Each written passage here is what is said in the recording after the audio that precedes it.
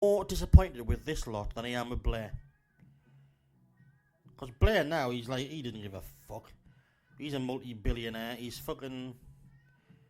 While Corbyn gets hounded walking in his fucking shell suit to go and get a fucking Mars bar from his local newsagent, Tony Blair still needs 20 fucking armed guards everywhere he goes.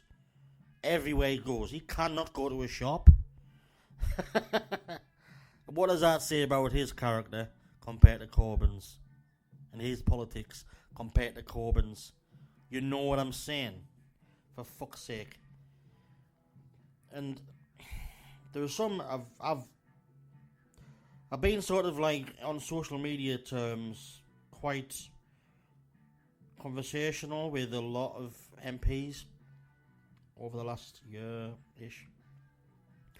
A number of them are really respected, but they smell blood. So what you'll have now is those who you'll have like you do have whips, obviously, in each party, but you also have people who have an amount of influence within the party who will be now saying, if you help us get Jeremy out, we'll give you such and such a job. Ever fancied being minister for fucking donkey shit? You know what I mean? They'll just be offering them promotions, and that's it's a ripple effect. But this is where I think Corbyn might struggle because he doesn't even play that game. So last week, he whipped out this letter saying, don't break ranks. I'm not going to change my mind. So you had the press, didn't know what to do, and they basically called him a bad leader and a dictator. And he's been too heavy-handed with the Labour Party. He's going to create more division. Blah, blah, blah, blah, blah, blah, blah.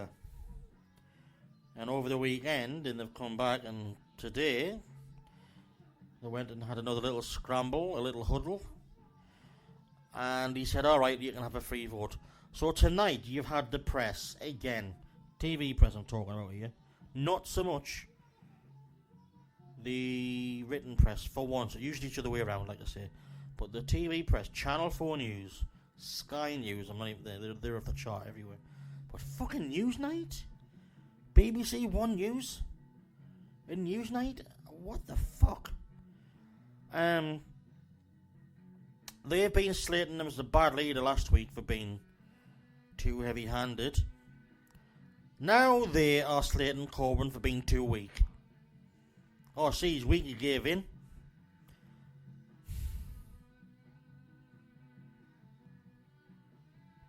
Do you know what I mean? And now what they're also saying is Corbyn's climb down has brought our country one step closer to war. Well, two things. It's a war you're fucking begging for. Because you want ratings. You want people to watch the news. You want people to buy your fucking newspapers. You're begging for the war. You always do. Press people, man, whatever. And you've pushed this fucking issue of Labour all weekend instead of actually going over the actual facts of what war would mean. There's another reason that might be happening, because you haven't got a fucking clue. For a start. If Cameron hasn't, you haven't. So what? Where's the news there? I'm sorry, we sort of don't know how we can promote what David Cameron's saying because he doesn't really know it either. That's what's happened over this weekend. They are trying to make you accept your lot. And well, looks like we're going in for another war. Ho hum. And they're trying to kill two birds with one stone. They're trying to do it. So now they were trying to blame Corbyn last week for being a peacenik.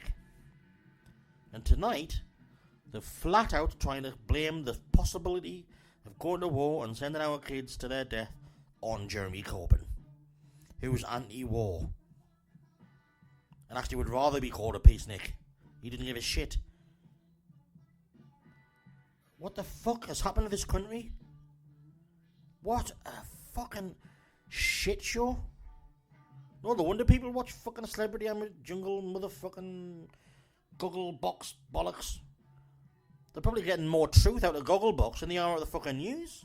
But this is what the BBC get out of this, though, in a really underhanded way, because actually their current affairs programmes, news aside, like Newsnight and The News and the news channel aside, their current affairs programmes like Daily Politics, This Week, BBC Question Time, they were a lot more balanced. Question Time sometimes borders on Nigel Farage worship, but they were a lot more balanced and considered. And maybe a year ago, the likes of George Galloway was roundly ridiculed by the BBC for predicting what exactly has happened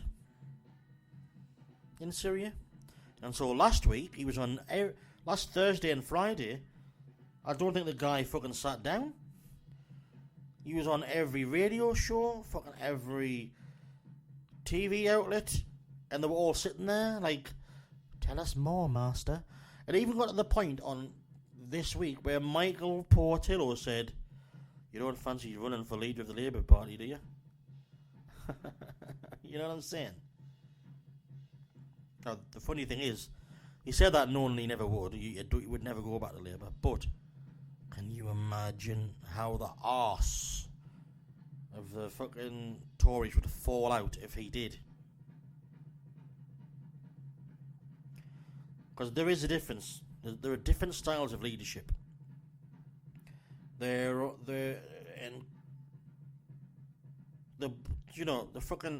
Bezzy mates, Corbyn and Galloway, and they're both very thoughtful. They think about what they speak. If Corbyn projected like Galloway, he wouldn't have a problem at the moment. But Galloway has got more. He's not as timid, and he's got more balls, basically. He's a fucking amazing orator, whether you agree with what he says all the time or not. You cannot fault that man's gob. He's a fucking excellent speaker. And it's because he thinks. Takes his time. He doesn't have other people thinking for him. Like I've said before, if you watch Cameron and... Actually, to be honest, Osborne isn't as bad as Cameron. Because at least he hides the fact that he's lying. Whereas when you watch Cameron speak, you can see in his body language he doesn't believe his own words. Or doesn't understand them even, whatever. It's like, what the fuck? Oh, tune. You can't help it if you cry. Class, anyhow. But yeah, it's crazy. So that's happened in the press. So on Wednesday, so this is Monday night. If it comes out, I might try and get it in before I go to bed, because it's kind of late. It's almost midnight, the witching hour. So if I get it, I might see it takes a while to upload this malarkey. But anyway, hopefully this will reach you before Wednesday. But on Wednesday, they're having the next round of Syrian discussions in Parliament. I don't see what else Cameron can say. He's probably going to hammer home the same message. And what has happened since last week is probably going to go in Corbyn's favour, because I mentioned the Russian plane that got shot out of the sky by Turkey, and I said there was a debate as to whether it had gone into the airspace. America even came out and said it hadn't gone into Turkish airspace. Russia then came out and said we were actually bombing a convoy of weapons from ISIS, weapons and oil that was leaving ISIS and going into Turkey. But then they would say that, wouldn't they?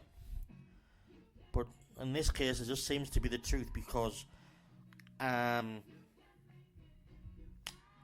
Turkish group have released a video of a weapon, a convoy, supposedly blink blink, nudge nudge, wink wink, going into Syria with aid packed full of weapons into areas where ISIS is. There's something dodgy going on between Turkey and ISIS. Dodgier than a pot of dodge. And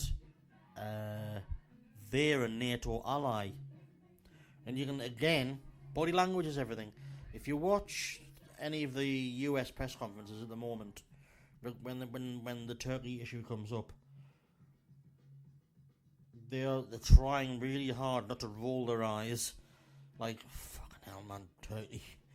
But they're having to bite the lip and say, no, they're our ally, we don't think Russia, They're in a difficult position, America. Not as difficult as civilians in Syria. So, you know, perspective and all that. But they're in a difficult decision regarding their strategy for Syria. Because it ain't going to work without Russia on board. But it also ain't going to work unless unless NATO sticks together. Which begs the question as to the validity of NATO at the moment. Which really, it should have disbanded after fucking the Cold War. You can still share intelligence and stuff. But it's been a strange... It's sort of turned into a corporate military think tank. It's not... I'm not a fan of what NATO's been up to for the last... Well, since the Cold War, really. If you've got the UN, you don't really need NATO. Surely. You know, it was only set up there for the Cold War. That's because Russia was parked on our doorstep and threatening to blow us up every day. Which is getting me back to another point. Right. I'll hide it up. If you haven't seen it on my Facebook again, no, actually I'll leave it there. It's on my timeline if you're listening. I might even Twitter it.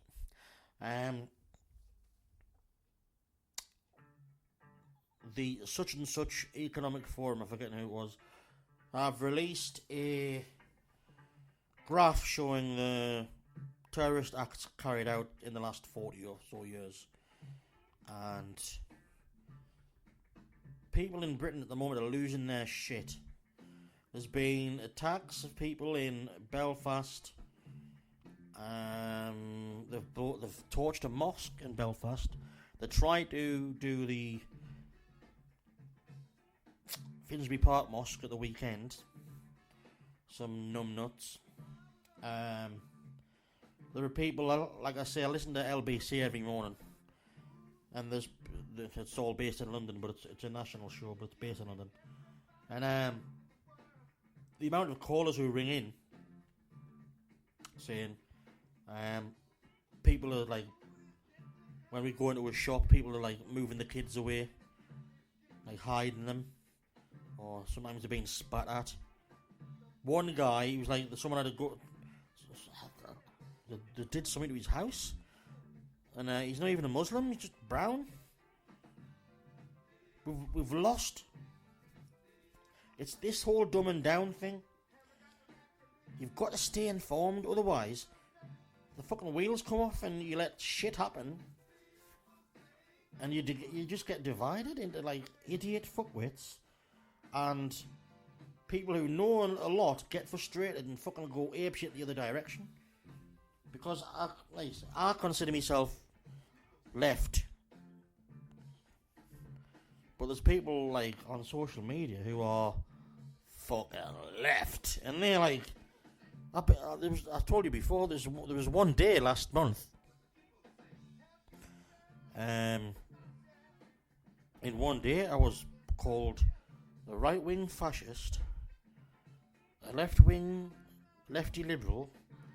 I think I'd just like one fucking text, one tweet, I'd covered every gamut of